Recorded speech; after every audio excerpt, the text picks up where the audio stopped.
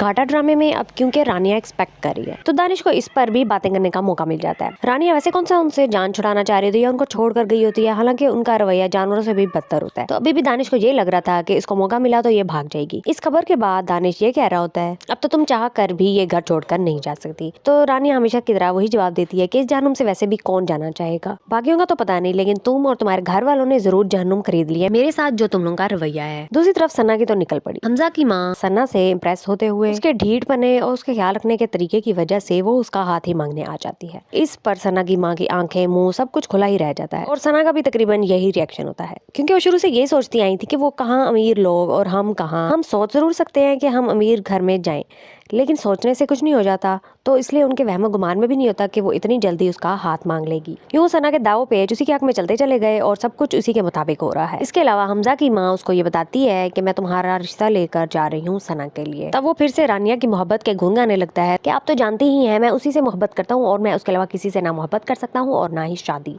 तो उसकी माँ कहती है कि सारे जमाने में उसकी मोहब्बत का तोक पहनकर पूरे जमाने में घूमने लग जाओ। तुम्हारी शादी सना से ही होगी और मैं रिश्ता भी पक्का करके आऊंगी और तुम्हें उससे करना भी पड़ेगी। तो हमजा एक तो ये बात करता है कि आप उसी घर में क्यों मेरा रिश्ता करना चाहती हैं जहाँ पे रानिया है, और दूसरी चीज ये है कि वही लोग इस सब के जिम्मेदार हैं, तो मैं उनसे रिश्ता नहीं जोड़ना चाहता।